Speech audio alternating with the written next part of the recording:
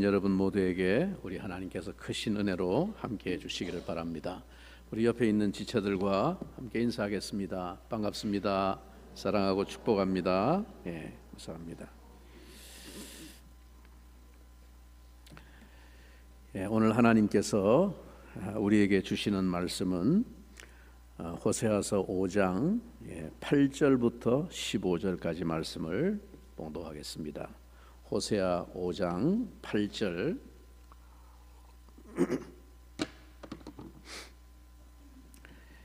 예, 8절부터 15절까지 제가 먼저 하나님의 말씀을 받들어 읽겠습니다. 너희가 기브아에서 뿔 나팔을 불며 라마에서 나팔을 불며 베다웬에서 외치기를 베냐민아 내 뒤를 쫓는다 할지어다. 벌하는 날에 에브라임이 황폐할 것이라. 내가 이스라엘 지파 중에서 반드시 있을 일을 보였노라. 유다 지도자들은 경계표를 옮기는 자 같으니 내가 나의 진노를 그들에게 물같이 부으리라. 에브라임은 사람의 명령 뒤따르기를 좋아하므로 학대를 받고 재판의 압제를 받는도다. 그러므로 내가 에브라임에게는 좀 같으며 유다 족속에게는 썩이는 것 같도다. 에브라임이 자기의 병을 깨달으며 유다가 자기의 상처를 깨달았고 에브라임은 아수르로 가서 야렙 왕에게 사람을 보내었으나 그가 능히 너희를 고치지 못하겠고 너희 상처를 낫게 하지 못하리라. 내가 에브라임에게는 사자 같고 유다 족속에게는 젊은 사자 같으니 바로 내가 움켜 갈지라. 내가 탈취하여 갈지라도 건져낼 자가 없으리라. 그들이 그 죄를 뉘우치고 내 얼굴을 구하기까지 내가 내 곳으로 돌아가리라.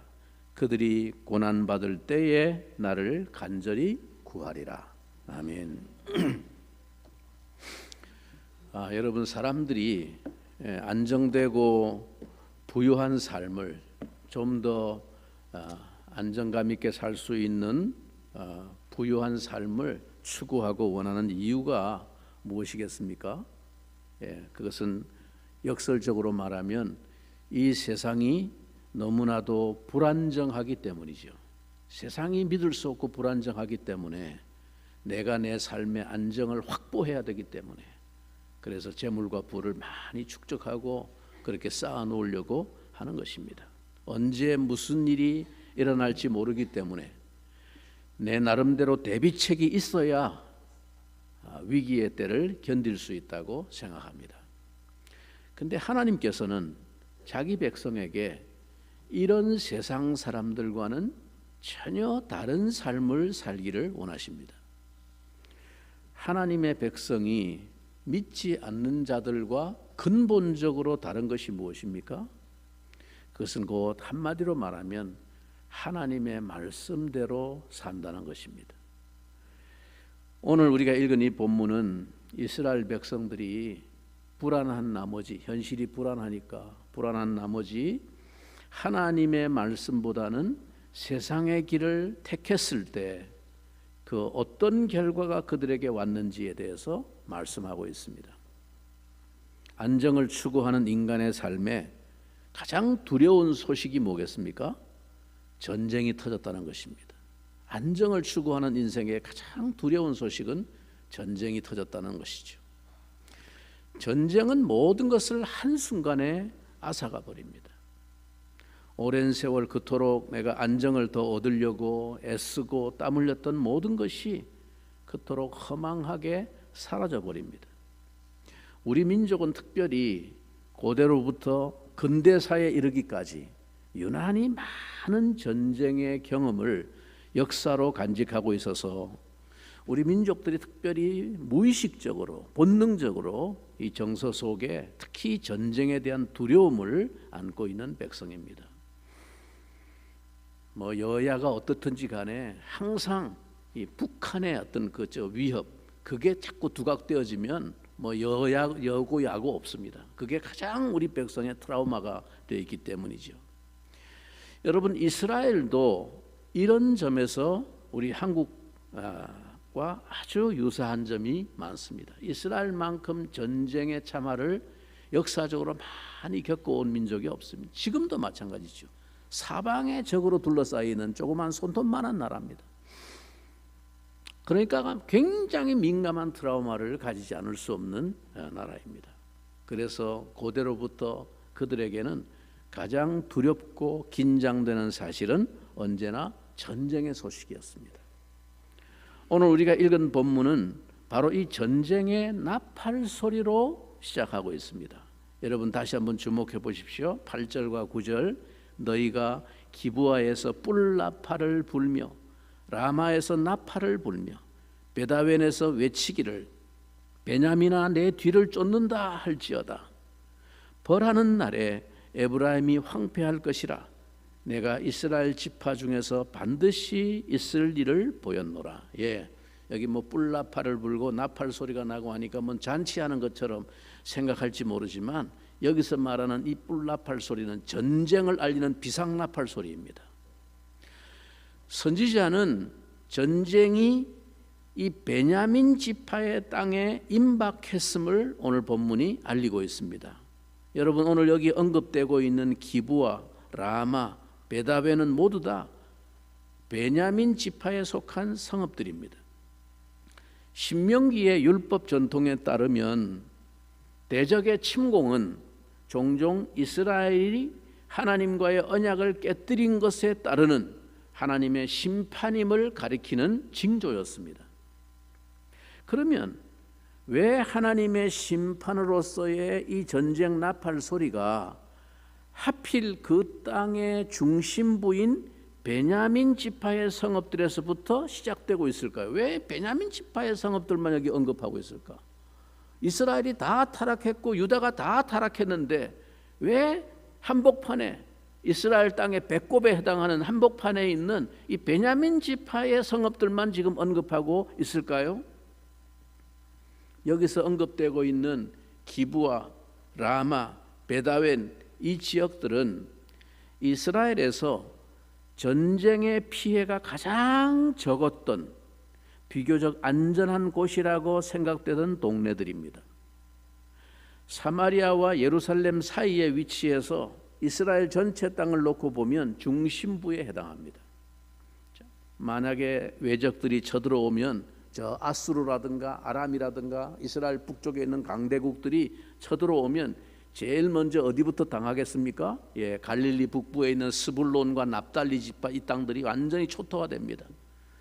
그래서 예수님께서도 복음서에 보면 사망의 그늘에 앉은 자들에게 빛이 임하였도다. 사망의 그늘에 앉은 자들이 어디입니까? 스불론과 납달리 땅이요, 이방의 갈릴리요, 너희에게 빛이 임하였도다. 이렇게 말합니다. 그들이 늘 사망의 두려움에 휩싸였던 동네 사람들에게 드디어 메시아가 오심으로써 그들에게 구원의 소식이 제일 먼저 선포되고 빛이 임하였다라고 예수님께서 외쳤던 것입니다. 이게 역사적인 배경이죠. 자, 그런 맥락에서 볼 때, 아니면 저 남쪽에 있는 애굽 제국에서 만약에 전쟁을 위해서 위로 올라온다 그러면 제일 먼저 어디가 당합니까? 남쪽인 헤브론이라든가 이쪽에 유다 지파의 성읍들이 제일 먼저 침공을 당합니다. 남쪽에 블레셋이 항상 쳐들어올 때마다 블레셋이 제일 먼저 괴롭혔던 땅이 다 남쪽 유다 지파의 땅들입니다. 그러니까 남쪽으로나 북쪽으로나 늘 당하는데 가운데 있는 이 베냐민 지파는 그 사이에 각 끼어 있어가지고 사실상 상대적으로 매우 전쟁의 피해가 덜했던 그런 안전하다고 생각되는 지역들이었습니다. 그러니까 상식적으로 생각하면 바로 이런 곳이야말로 가장 안전한 곳입니다. 그러나 하나님의 백성들에게는 그 성읍들이 결코 안전지대가 되지 못합니다. 하나님의 말씀을 버린 이스라엘 백성들에게 안전한 곳은 존재하지 않습니다. 사람이 우리의 적이 아니라 하나님이 우리의 적이 되시기 때문입니다. 이 전쟁은 사람의 싸움이 아니라 하나님의 징벌과 심판으로 시작된 전쟁이기 때문에 세상 천지에 더 이상 안전지대는 없다 하는 것을 상징적으로 대표적으로 보여줍니다. 가장 안전하다고 믿었던 그 가운데부터 전쟁의 나팔 소리가 그들에게 뒤쫓아온다. 외치라 라고 말하고 있습니다. 여러분, 하나님의 백성들에게 안전한 곳이란 따로 없습니다. 여러분, 너무 의정부에 살면 이게 안전한가? 이게 뭐 북한이 지금 어쩔지 모르는데 제일 먼저 떨어지는 거 아니야? 뭐 저 남쪽에 있는 친척들은 걱정합니다. 저 의정부 그건 완전 변방 북쪽 동네 아니야? 여러분, 하나님의 백성들에게 특별한 위험 지역이나 특별한 안전지대는 존재하지 않습니다.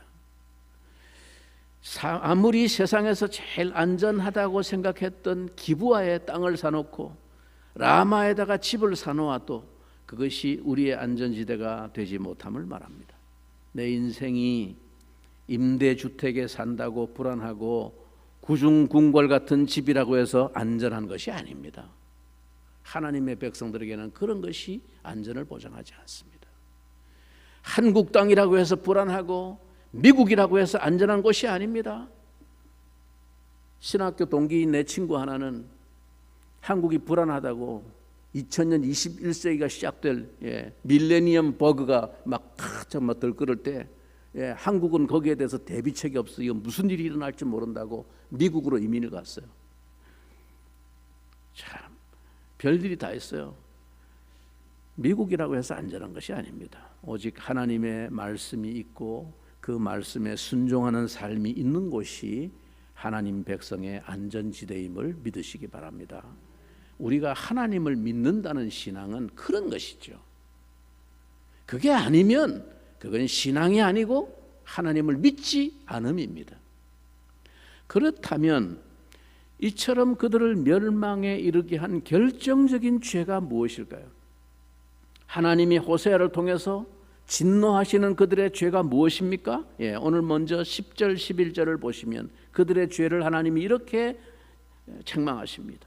유다 지도자들은 경계표를 옮기는 자 같으니 내가 나의 진노를 그들에게 물같이 부으리라.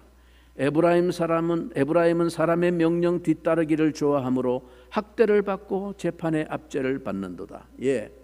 유다나 에브라임이나 즉 북쪽이나 남쪽이나 한 놈도 더 나은 놈이 없고 다 그놈이었고 그 나물에 그 밥이었다라는 말입니다. 말하자면 그들의 죄는 경계표를 옮기는 자들이고 사람의 명령을 따르기를 좋아하는 자들이라는 것이죠. 자, 그러면 먼저 경계표를 옮기는 자 같다라는 말이 무슨 뜻일까요? 여기 경계표란 옛날 번역에는 지계표라고 번역한 말인데 이 말이 더 의미가 분명하게 드러나는 말입니다. 말 그대로 지계표, 땅의 경계를 표시하여 세운 팻말이나 표석 같은 것을 말합니다. 하나님은 이스라엘이 가나안 땅에 정착할 때 각 지파마다 할당된 땅을 나누어 주셨습니다. 각각 지파별로 분깃을 나누어 주셨습니다. 그리고 그것은 하나님이 주신 각자의 분깃이고 기업이었습니다. 소중한 것이고 하나님이 만족하도록 주신 분복이었기 때문에 더 이상의 탐심을 가져서는 안 되는 분깃이었습니다. 그래서 하나님이 나누어 주신 기업에 그 경계를 표시하는 지파별로 그 경계 지역에 지계표를 세우고 아무도 그것을 임의대로 옮기거나 침범하지 못하도록 하나님의 율법으로 명하셨습니다. 그 지경을 넘어서는 행위는 하나님 앞에 저주의 대상이 되었습니다. 자, 그런데 욕심이 많은 사람은 흉년이 들어서 어려울 때 비싼 이자를 붙여서 곡식이나 돈을 빌려줍니다. 그렇게 흉년이 몇 년만 계속되면 그것이 눈덩이처럼 불어나는데 그때 담보 잡혔던 그 땅을 완전히 차지하게 되고 그러면 그 사람의 땅의 경계까지 지계표를 옮겨 놓는 것이죠. 이스라엘에서는 이렇게 빚 때문에 남의 집에 종살이를 해도 6년만 하고는 돌아오도록 하나님의 율법에 정해져 있습니다. 7년째는 무조건 돌려보내야 된다. 그래서 탐욕에 사로잡힌 땅 주인들 부자들은 7년째가 되면 이제 무조건 돌려보내야 되니까 6년째쯤 돼서 7년 되기 전에 이 빚진 사람들을 이방 사람에게 노예로 팔아버립니다. 빚을 못 갚았으니까 네 몸값을 내야 된다 해가지고 이방 사람에게 종으로 노예로 팔아버렸습니다. 이처럼 지게표를 옮기는 것은 단순히 자기의 소유를 좀 더 증식시킨다 그런 것이 아닙니다. 오늘날 사회처럼 성실하게 일하고 돈을 벌어서 땅을 조금씩 더 사서 자기의 부동산을 늘리는 것이 죄라 그런 말이 아닙니다. 그것과는 다른 차원의 이야기입니다. 어려운 이웃을 철저하게 짓밟으면서 자기의 만족을 추구하는 악한 행위였습니다. 그것이 경계표를 옮기는 자와 같다라는 말입니다. 형제의 어려움을 자기의 이익을 위한 기회로 삼았습니다. 유다의 방백들은 지게표를 옮기는 자들과 같다는 말은 그들의 삶의 방식과 추구하는 가치관이 한마디로 말하면 팽창주의였고 그들의 신앙이 번영의 신학으로 뒷받침하고 있었다는 것이죠. 인간의 탐욕이 하나님의 축복이라고 미화되고 위장되는 그런 신앙, 어떤 방법으로 무슨 짓을 해서 돈을 벌었든지 돈을 많이 벌고 부자가 되면 하나님 앞에 축복받았다고, 믿음이 좋아서 하나님이 복 주셨다고, 그게 여러분 탐욕이 축복으로 위장되어지는 신앙이라는 것입니다. 이것이 바로 유다의 신앙의 모습이었다라고 하나님께서 호세아를 통해서 경계표를 옮기는 자들과 같다 말씀하시는 것입니다. 여러분, 바로 이러한 신앙을 가진 백성들을 향해서 하나님이 진노하시며 저주하십니다. 내가 나의 진노를 그들에게 물같이 부으리라. 여러분, 하나님 백성의 삶의 원리는 세상과 달라야 합니다. 하나님의 백성들에게 중요한 것은 하나님께서 나에게 주신 기업, 분복을, 분깃을 만족하며 소중하게 여기는 것입니다. 그래서 성도는 정말 하나님을 의지하고 하나님을 신뢰하는 성도는 이렇게 고백하는 사람입니다. 시편 16편 5절에 그 유명한 고백, 여호와는 나의 산업과 나의 잔의 소득이시니 나의 분깃을 지키시나이다. 내게 줄로 재어준 구역은 아름다운 곳에 있으며 나의 기업이 실로 아름답도다.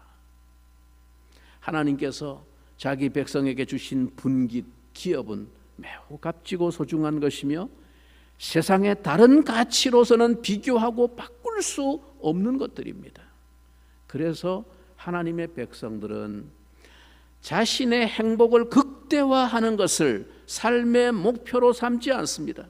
오늘 우리 조장로님 기도하는 가운데도 그런 고백이 나왔습니다만, 여러분, 우리는 자기의 행복을 다 추구하고 더 극대화하는 것이 삶의 유일한 목표인 양 앞뒤를 가리지 않고 달려가는 인생들입니다. 그러나 하나님의 백성은 그것이 삶의 목표와 가치관이 되어서는 안 된다는 것을 성경은 우리에게 말씀하고 있습니다. 여러분, 하나님께서 나에게 주신 것이 무엇입니까? 하나님께서 나에게 주신 은사, 그 기쁨, 그 감사, 그 고백과 그 깨달음을 가지고 다른 사람을 섬기고 행복하게 해주는 것이 우리의 존재 이유입니다.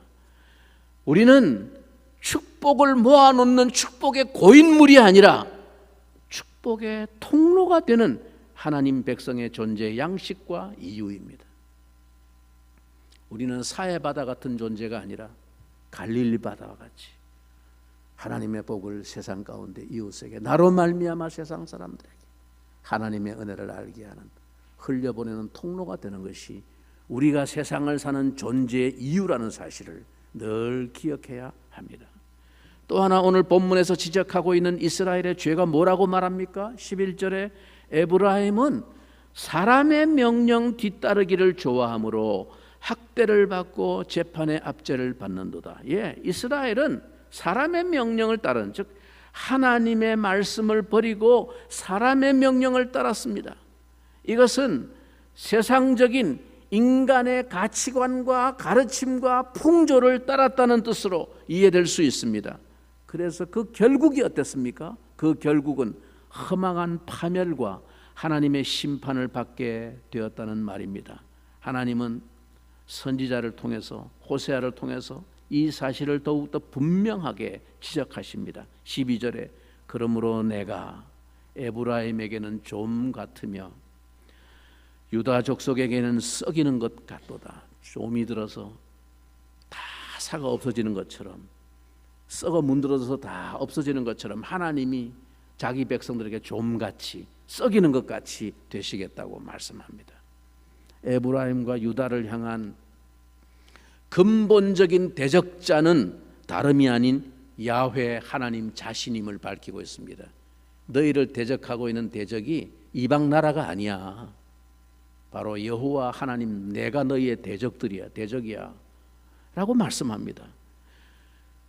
이스라엘 땅에 벌어지는 사건의 표면만을 보면 막 대적이 쳐들어오고 전쟁의 나팔 소리가 나고 하니까 벌어지는 표면만 보면 그들의 대적자는 다름 아닌 상대 국가들이고 이방의 강대국들입니다. 그러나 하나님이 보시는 역사의 해석은 다르다는 것입니다. 하나님은 그 벌어지는 상황을, 그 역사를 어떻게 해석해 주시느냐? 이스라엘의 역사는 철저하게 하나님과의 관계에서 이루어진다는 것입니다. 따라서 유다와 이스라엘의 운명은 하나님과의 관계의 상태에 따라 결정되는 것이죠. 13절을 보십시오. 에브라임이 자기의 병을 깨달으며 유다가 자기의 상처를 깨달았고 에브라임은 아수르로 가서 야렙 왕에게 사람을 보내었으나 그가 능히 너희를 고치지 못하겠고 너희 상처를 낫게 하지 못하리라. 아수르가 해결이 안 된다는 것입니다. 하나님을 떠난 그들은 영적으로 말하면 불치의 병을 앓고 있는 중환자였으며 아무도 그들을 치료할 수 없었습니다. 문제는 그 병의 원인이 무엇인지, 왜 이 지경에까지 이르게 되었는지에 대한 그들의 자성 능력이 이미 크게 훼손되었다는 사실입니다. 그래서 몰라, 왜 그런지, 해답이 뭔지를, 상황과 상태를 올바로 판독할 수 있는 영적인 능력을 상실했던 것이죠. 번지수를 잘못 짚어가지고 해답을 구하고 있다는 것입니다. 아수르가 너희를 못 고쳐, 하나님이 말씀하시는 것입니다. 지금 이들을 치시는 분은 주변 나라가 아니라 하나님 자신이십니다. 내가 너희를 치는 거야. 내가 너희에게 좀같이 너희를 갉아먹고 너희를 썩이는 자같이 파멸로 이끌고 간다고 말씀하십니다. 그렇기 때문에 하나님이 치시는 이 징벌을, 여기에는 아무리 천하의 싸움자라는 아수르의 왕도 그들을 돕거나 고치지 못한다. 14절에 내가 에브라임에게는 사자 같고 유다 족속에게는 젊은 사자 같으니 바로 내가 움켜갈 것이다. 사자 같은 내가 탈취하여 갈 때 건져낼 자가 없으리라. 하나님 백성의 고통과 상처는 여러분, 우리의 삶에 우리가 겪게 되어지는 어려움과 위기와 재난과 고통은 영적인 부분이 있습니다. 항상 영적으로 문제의 본질을 보고 해석할 수 있어야 그게 신자입니다. 영적인 문제가 있습니다. 표면적으로 내 앞에 지금 닥친 어떤 현실적인 어려움, 그 문제가 전부가 아닙니다. 왜 이런 일이 내게 일어났나? 그리고 이 상황을 통해서 하나님이 우리에게 말씀하시는 영적인 메시지가 무엇인가? 그러므로 아수르 왕이 도와주지 못하고 돈 많은 사람이 해결해 주지 못합니다. 하나님과의 관계에서 삐그러진 문제는 다른 사람이 절대로 해결해 주지 못합니다. 내가 지금 서 있는 영적인 자리가 뭔가 하나님과 삐그러져 있다면 절대로 천하에 없는 어떤 사람도 다른 사람이 그 문제 해결해 주지 못합니다. 하나님을 만나야 됩니다. 하나님 앞에 엎드려 호소해야 됩니다. 불쌍히 여겨달라고. 하나님만이 그 문제를 푸실 수 있습니다. 그분 외에 그 어느 곳에도 어느 누구에게도 나의 치료와 회복은 구할 수 없습니다. 그러나 어리석게도 옛 이스라엘 백성이 그러했듯이 오늘날에도 스스로 하나님의 백성이라고 부르는 신자들이 여전히 자기 인생의 문제 앞에 하나님이 아닌 것들에게 도움을 찾고 있습니다. 여러분, 오늘 이 본문이 우리에게 말씀하고 있는 메시지가 무엇입니까? 하나님의 백성은 삶의 원리가 다르다라는 것입니다. 하나님께서는 우리를 그 삶으로 이끄시기 위해서 이 세상 어느 곳에도 안전한 요새를 두지 않으셨습니다.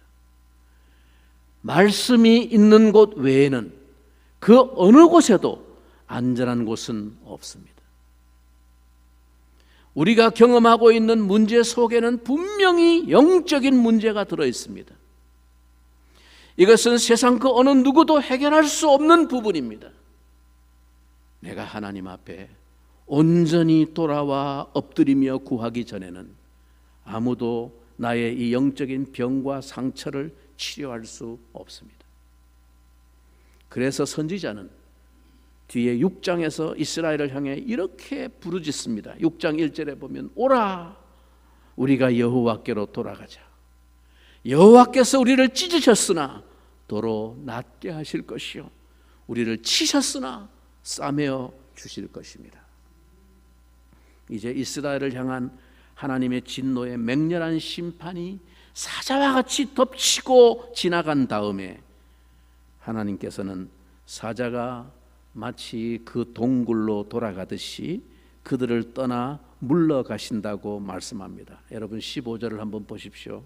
그들이 그 죄를 뉘우치고 내 얼굴을 구하기까지, 나를 찾고 구할 때까지 하나님이 더 이상 그들 곁에 함께하지 않는다는 거예요. 너희들이 내 얼굴을 구하기까지 나는 내 곳으로 돌아가리라. 하나님이 계신 보좌로 돌아가십니다. 그리고 그들이 고난 받을 때에 나를 간절히 구하리라. 고난 속에서 그들은 비로소 나를 찾게 될 것이다. 하나님의 떠나가심은 영원한 떠나가심과 버리심이 아닙니다. 그것은 우리가 구하기까지 기다리시기 위한 물러가심입니다. 여기서 우리는 기다리시는 아버지로서의 하나님을 보게 됩니다. 하나님은 곁길로 간 자기 백성이 죄를 깨닫고 다시 집으로 돌아올 때까지 자기의 장소에서 처소에서 기다리실 것입니다. 이 기간 동안 그들은 하나님은 도대체 어떤 분이신지, 왜 이러한 암흑의 기간을 맞이하게 되었는지에 대해서 깊이 생각하는 기회로 삼아야 할 것입니다.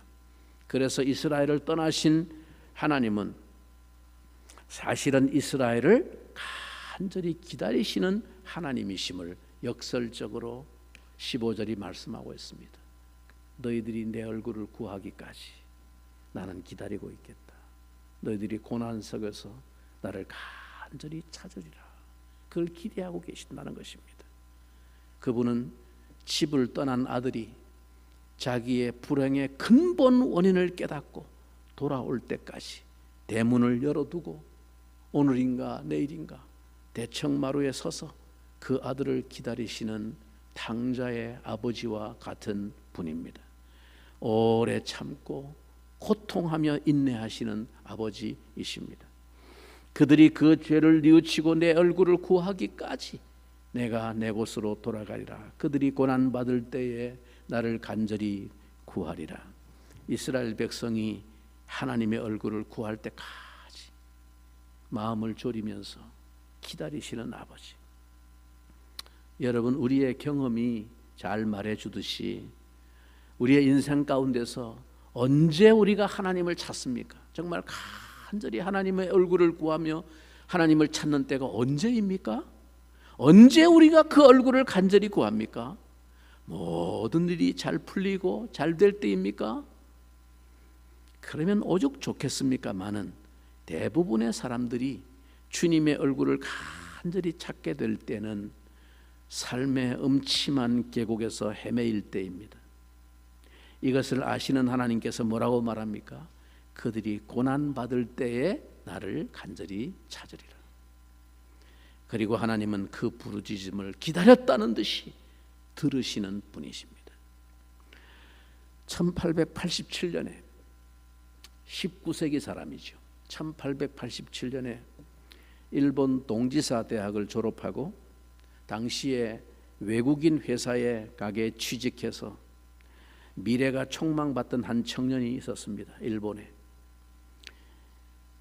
미다니 다네기치라고 하는 청년인데 당시에 외국인 회사를 다니면서 이탈리아 사람에게 음악을 배우고 그리고 일본인 중에서는 드물게 영어를 잘하는, 그래서 당시에 소위 잘 나가던 사람입니다. 그때마다 영어 잘하는 사람이 몇 사람이나 있었겠어요. 그러니까 아주 잘 나가는 사람이었습니다.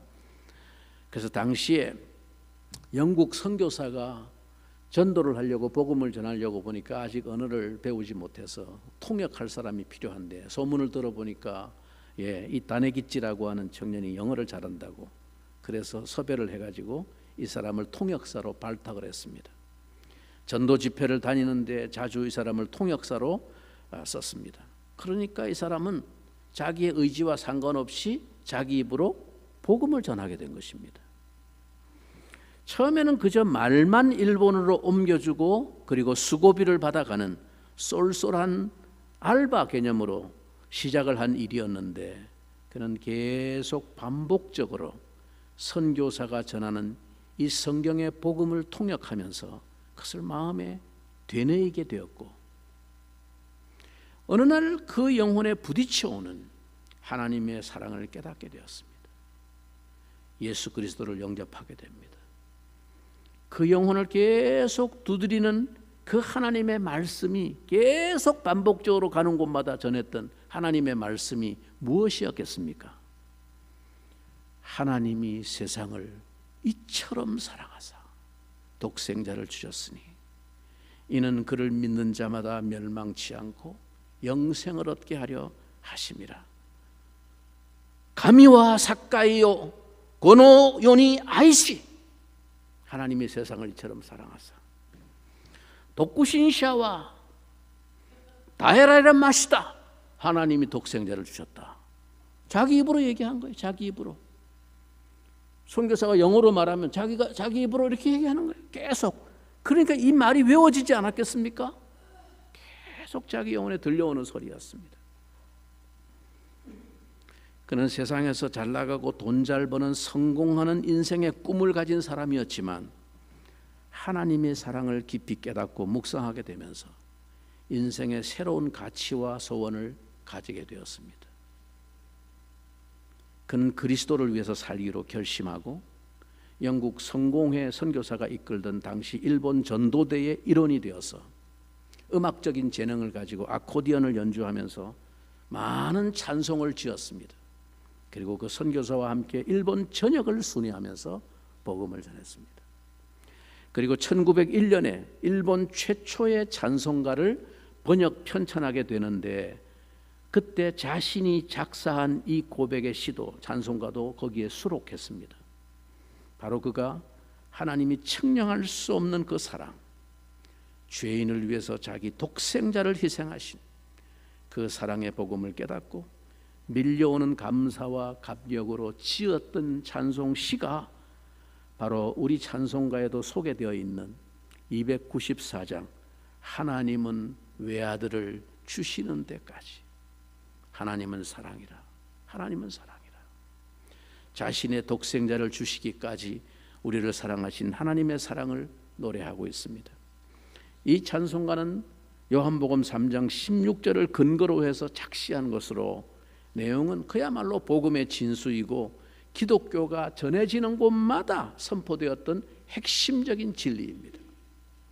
로마서 5장 8절에 바울이 말한 바와 같이 우리가 아직 죄인 되었을 때에 그리스도께서 우리를 위하여 죽으심으로 하나님께서 우리에 대한 자기의 사랑을 확증하셨느니라. 이 말씀과 맥락을 같이 합니다.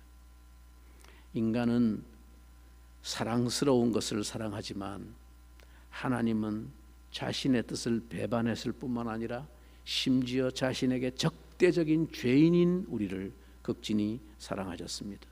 그것이 바로 오늘 호세아를 통해서 우리에게 외치고 계시는 하나님의 불타는 사랑입니다. 고멜과 같이 끊임없이 그 가슴에 못을 박고 돌아서고 반역하는 고멜과 같은 우리 인생을 하나님께서 그들을 징벌하시지만 못내 가슴이 아파서 그들이 자기 얼굴을 구하기를 기다리고 계시는 아버지 하나님, 하나님의 사랑은 자기 아들을 죄인들의 구세주로 주신 선물로 나타났습니다. 하나님은 외아들을 주시는 데까지 세상 사람 사랑하니 참 사랑이로다. 하나님은 사랑이라 죄악에 빠졌던 우리까지 사랑하니 참 사랑 아닌가. 하나님을 배반하고 멀리 떠난 우리 원수같이 대적하나 사랑하여 주네.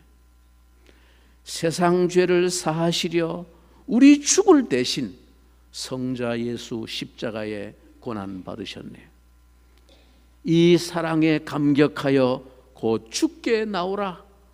고난 영혼 주께 맡겨 구원을 얻으라. 성도 여러분, 오늘 본문은 맹렬한 사자와 같이 에브라임과 유다를 찢으시는 하나님의 진노와 심판을 표면적으로 말씀하고 있지만 그 사자 같은 하나님의 진노는 결국 우리를 간절히 기다리시는 아버지의 애끓는 사랑의 열심인 것을 보여주고 있습니다. 하나님의 백성이 세상에서 살아가는 삶의 원리와 방식은 세상과 같을 수 없습니다. 하나님의 백성은 자신의 행복의 극대화에 삶의 목표를 두는 사람이 아닙니다. 우리의 진정한 안전지대는 무엇입니까? 영광스러운 하나님의 말씀을 순종하면서 실천하면서 사는 것입니다. 많은 사람들이 이렇게 반문합니다. 말씀 그대로 사는 사람이 세상에 어디 있습니까? 예, 어쩌면 그 말이 맞습니다. 정말 이 말씀대로 사는 것은, 이 세상의 풍조와 가치관을 거스려 사는 것은 정말로 쉽지 않습니다.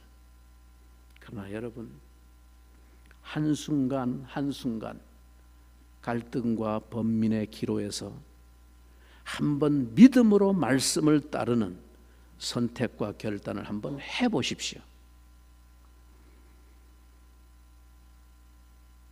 그것이 얼마나 놀라운 희열과 감격을 경험하게 되는지 모릅니다. 그것은 마치 승리자가 누리는 기쁨과도 같습니다. 나도 세상을 이길 수 있구나. 말씀에 순종해 보니까 나도 욕망을 이길 수 있구나. 그 경험이 한 번 또 한 번 쌓여갈 때마다 우리는 서서히 조금씩 조금씩 하늘의 사람들로 변하여 갑니다. 세상을 살고 있지만 하늘의 사람으로 살고 그처럼 당당하고 자유로울 수가 없습니다.